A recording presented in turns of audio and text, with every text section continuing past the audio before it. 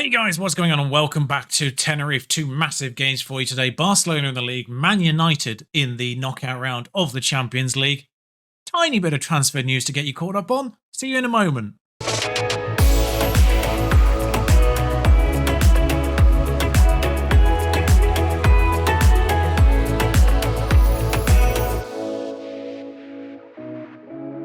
And that transfer news isn't what you were probably expecting. We did have a flurry of bids for key players, all of them laughable except for one. The one I actually tried to sell in the summer. Manchester City decided that £49 million was enough for his services. I don't know why they didn't think that was enough in the summer when I was actually trying to get rid of him because there was a £6 million 50 appearance fee to come. That got triggered. So we paid the £6 million and now we've sold him. Typical. Absolutely typical. But we had a nice little to and fro with Manchester City on this one. Initially, they offered about mid-30s, got them up to 42 or something like that. So I offered them out for 50. They went back in at mid-30s, offered them out for 49. They went, yeah, that's fine. There was a few more stages to that, but that's the short summary of this deal. Not bad for a player we bought for £13.5 million. Although I don't think that's including the £6 million we just paid for him. A little bit confused by that. His replacement is Vitaly Michalenko, who is good and accepted to be a squad player. We paid £15.5 million for him. He was transfer listed by Dortmund, who themselves have done what? What is this transfer business with him? Burnley, 10.5, Hamburger, in the Bundesliga 2 at that point, 16.5. Dortmund bought him for half price in the Bundesliga, obviously, and now we paid 15.5. How have we paid less than Hamburger did? He's had a mad career so far, and he's still only 27. But he's agreed to be a squad player. He's here till 2031. He'll be a squad player for that entire time, back up to Tenorio, who obviously is the long-term prospect there. Tempted to show you a few of the future players, actually, while we're here. There's actually a Chinese wonder kid. I'm always on the lookout for these, because we had one at York on last year's game. There's actually a Chinese wonder kid at last. Wasn't an international new gen this time, like Xiaonan was, but released on a free by Shandong. Presumably, they just couldn't pay him what he wanted. One of those ones, like Carpentier last year as well. Happens a lot in France, actually, this, where young players, young wonder kids, just get released because they can't afford them. But Yiji, Chinese Kanye, might be something in the future. I don't know why we managed to get this guy for £3 million. Normally, Portuguese clubs, typically top-end Portuguese clubs, run you a little bit harder for him, but again, might be something. And Popov, who is Bulgarian, and we like our Bulgarians. He might not be that good, though. I just felt that Antov might be very close to leaving, so wanted to get someone in to cover that. He's 5'5". They didn't even bother with that. Oh, and Vladimir Guba actually might play the odd game here and there because he's actually not that bad. Again, Portuguese clubs. It's been a while since I've raided Portuguese clubs. Happened a lot with York, but Guimarães, 2.7 million.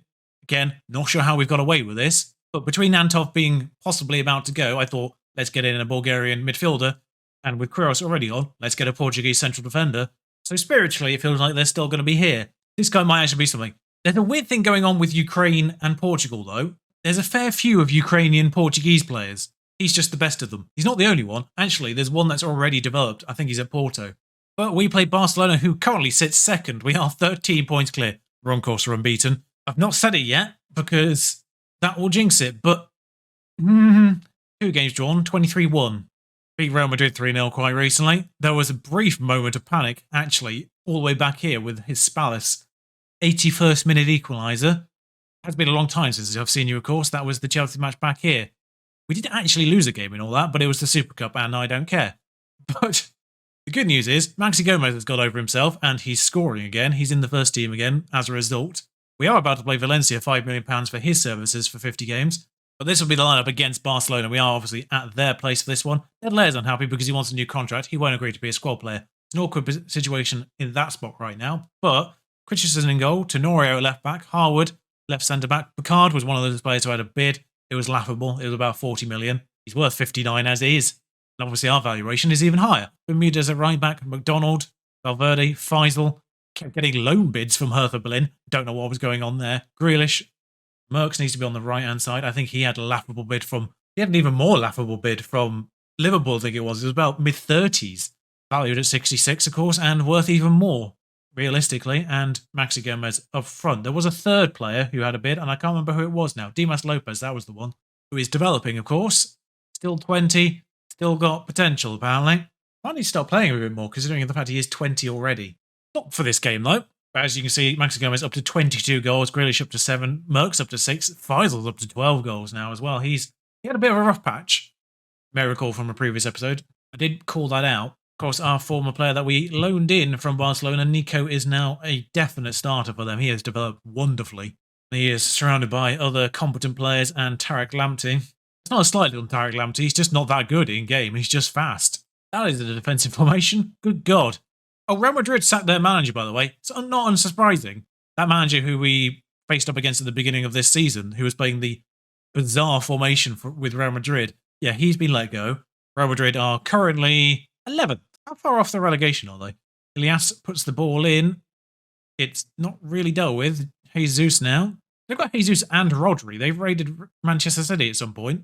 19 points as a relegation spot. Real Madrid have 33. I think they'll be fine, but closer to it than they probably like. They are closer to 6th than they are relegation. So nothing happened in that first half. Literally nothing, and every time I have to change this. I don't know why. Jack Grealish having a good game, despite the fact there being no goals in it so far. Tenorio's on a 6.5. Few on 6.6s. It's not bad, but it's not great either. Mariba's gone to the line. I was half expecting him to sort of move into the box and get a penalty or something, but that's hit the bar. Lamptey now gathers. Nico. I suspect we've seen the main part of this highlight with the woodwork incident. Did I forget to take McDonald out of the midfield there? I did. Obviously, it's meant to be McDonald and Ravella. Been rotating those two for the last few games just to make sure they were both fresh for this game, and then still forgot to put Ravella in. Good job, me. Maxi Gomez on a 6.4. Tenori's on a 6.4. So is Bermudez. Michaelenko was injured basically straight away once we signed him. He's just come back and he's not fully fit. My backup is Mingo Davila, who is a new gen with us. Came through our academy. Does have potential. Netherlayer is being moody right now, so neither option at fullback to bring on are particularly great. Gomez will get replaced by Alves. Mayorga is injured, so my backup is Alves for the time being. He has been storming the Tenerife B team. Did score in the last match, so let's maybe that confidence continues a little bit. Or the match before last. He played recently anyway. One good player on my team is the one who is most tired, which is always the way, isn't it? Grealish, 7.1. Knackered. Lamptey charges forward, uses that speed to good advantage. Finds Nico. Remember we're friends, Nico. Remember we're friends. Here we go to Mariba. Gone all the way back. Can we get the ball off them here, is the question. No, as Jesus just runs straight through everyone, and we're about to lose the unbeaten. Jesus, much more like Moses in this situation, as he parted our defence and went underneath Christensen. I mean, I have to change the fullbacks. They are both being pathetic today. 91st minute. Picard and Harwood both have 5 goals from corners so far this year. I was half expecting that there. Davila plays it back to Harwood. Back to Davila. He's played a couple of games as Davila, and he's not done anything in them. Merckx is offside. We don't get to see the replay right now because we're too close to the end of the game, and that's a weird bug the game has, but I don't have any more substitutions as system manager. Why are you telling me to sub players? We've got 1 minute of injury time to do something as Miranda just charges through everyone. Reba, Rodri. Oh, now we see the highlight. Miles off. And again, change this to what I need it to be. Every bloody time. We took 88 fans to Camp Nou. 88. I know we're an island, but come on. Their attendance was 97,000. Is that Camp Nou's actual attendance capacity, or has that been increased at some point in the 7 years of in-game world we've had? Well, that's exactly the motivation we need going into the Manchester United game. He's 1 appearance away. 33 games in total undefeated as well. So the good news is Manchester United first leg, the first leg is away from home. So if we get a good victory here, if we get a victory, I mean, getting a victory in the first place is going to be tough enough. But if it's a good victory away from home, might not bother with the home match. And we could just move on to the next round in the next video, hopefully. Of course, when is Football Manager ever that nice to you? The Under-19s league continues to be hilarious. 32 games played, 32 games won, 218 goal difference. Dear Spanish FA, make your Under-19s a quality-based league system rather than locality-based league system. Might help with developing youngsters, because my youngsters are very good, but they're playing against terrible players. No offence to them, but yeah, they're not getting quality football in the Canary Islands Under-19s league. Obviously, the best Under-19s are in the B team anyway, but still. Curiously, I'm being told to put Maicon Douglas in ahead of Jack Grealish. Has he had secret development that I've not noticed? Not really. Does have potential still, 21. Porto take a lead against Juventus. The lineup is basically the same. Ravella comes in for McDonald, who I forgot to change last match. Otherwise, it's just a change on the bench. Michaelenko returned to the bench after coming back to some level of fitness. Despite Bermudez, actually, I might have a word with Bermudez because I can't really start Adelaide because he's unhappy. Let's have a word. I really need him to start clicking.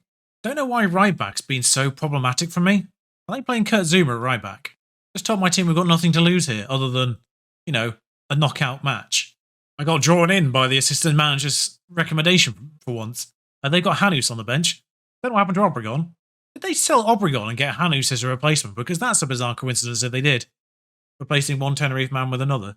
They have a midfield three of McKennie, De Jong and Fernandez at the moment, which isn't terrifying at all. They are playing Zuma at right back, and I think they're playing Rossi at left back, who is both of those are centre backs. Doesn't matter though, because they got Martinez up front, and that's the end where the goals happen. If we can just, get the away goals against two fullbacks that aren't fullbacks, that would be great. In fact, I might tell my team to play down the wings, because neither of them are natural fullbacks. Got to pause, but let's play down the wings, because we'll target those two unnatural fullbacks if we can. Merckx is charging in goal. Forgot to pause. This might actually be a highlight for us because Merckx has done something and Feisel's equalised almost immediately. 13th goal for Omar Feisel. You can see why Hertha Berlin wanted him. I still don't understand that. They literally tried 3 or 4 times to loan him. Loan him? He's a starter in my squad. We weren't going to pay his entire wages though, which, fair enough. Rossi was a player that I did look at. Actually, no, he is a natural left back. I think it's because I was going to retrain him as a centre back if I signed him. 6'4". They might have had him last time we played him. I think we had this conversation last time. I think it's because he basically was identical to Harwood in the role that he would occupy, which is why I didn't go for him in the end. Also non-EU, so he would have taken one of those spots. And I already had Harwood, so who, whilst being English nationality, doesn't count because he's also slightly Swedish. Feisel's been knocked at some point, which isn't good news for us. Rashford's 2-1. This is a game. 21 goals for Rashford this season so far. They're not using him as a striker, so that's a lot. I didn't see how many Martinez was on for the year. I don't know what happens with Feisel there. Gets a bit mugged off. Tenorio doesn't get that header, which is unfortunate. And Christensen's conceded his second goal for the second time this season. Conceded 2 against Atletico, and I think that's the only time so far. Oh, he got world goalkeeper, by the way. I've demanded more, and it's cancelled a corner. This is the first time we're losing, and we're deservedly losing. We did have the better of that Barcelona game. We did have the better of the Atletico game that we lost as well. Annoying time for our game to completely fall apart. Just a small matter of Bayern and PSG in the other game today, by the way. The first knockout rounds are quite hefty. The only surprise, actually, in terms of knockout teams was Anderlecht. We didn't draw them, obviously, because that would have been too easy. Valverde's cleanly got the ball, was worried, because clean tackles usually mean penalties. Obvious fouls usually mean not penalties, I found of recent times. Maxi Gomez just robs De Jong there. Didn't do anything with the ball, but that was a bizarre tackle. And Maxi Gomez robs De Jong again. Still doesn't get the ball. I don't know what Maxi Gomez has got against De Jong, but I say it's working in our favour, but it kind of isn't. Because they've still got the ball. Greenwood is blocked. Zuma crosses the ball. Actually gets an assist. I don't know what happens there. Well, we're probably going to have to play the other Man United game now on an episode, which is annoying. That's actually one of my most hated things in Football Manager. Blocks going straight back to the opponent. I've talked about it so many times, but the game doesn't know what to do with loose balls, so I think it just gives the ball back to someone, and it's usually the opponent. I don't know what there is in the engine for sort of loose ball physics, but it doesn't seem to be anything. Right, so Faisal was injured, so we're going to have to take him off. Ferreira on. Maxi Gomez is on 6.3, but he's had decent goes of it of late. Grealish is tired, unsurprisingly. He did play, I think, the entirety of last match in the end. So Faisal, despite the fact he scored, obviously is the one that's injured. He's off. Ferreira on. Tenorio put the ball in. Merckx is there. How have you not got that on target, Merckx? You were by yourself. After slating the fullbacks, they're both on +7 ratings, or 7 and above ratings. Hanus is on, just to rub salt in that wound. Grealish off. Maicon Douglas on. Valverde, Merckx or Gomez. Who do we replace? Because none of them are performing. I think McDonald we bring on here. Demand more for the last 5. Say 5, it's whatever was left plus injury time. Oh, decent amount. Well, that went splendidly, didn't it? To get an away goal, 2-0 or better will do us. I don't know what happens if we lose the Champions League here, by the way. In terms of what games I bring you for the remainder of the season. So we're going to have to do that second Man United game now in an episode. San Sebastian are behind them. They are fourth, actually, so that's not a terrible pair of games to be bringing you. But there's not that many league games after this point. So Almeria in the semi-final of the Spanish Cup. That is nonsense, by the way. Are we playing this? Oh, that's Almeria Stadium. Built in 2026. This has been named after someone important to Almeria. It's their owner. But looking at their events, they've not had a takeover, so they must be their owner already. Maybe this is why they've been actually quite good in this game so far. Maybe they had a takeover in real life. Pretty certain that Tom Davies is still there. Yep, playing right back. So we're playing at the egotistically named Turkey Al Sheikh Stadium against Almeria in the Spanish Cup semi-final second leg, the Copa del Rey second leg. Did beat them in the home leg. If we get knocked out of the Champions League, then that's the only thing left playing for, because the league itself is probably wrapped up at this point. We did just lose, obviously, but 10 points remains the gap.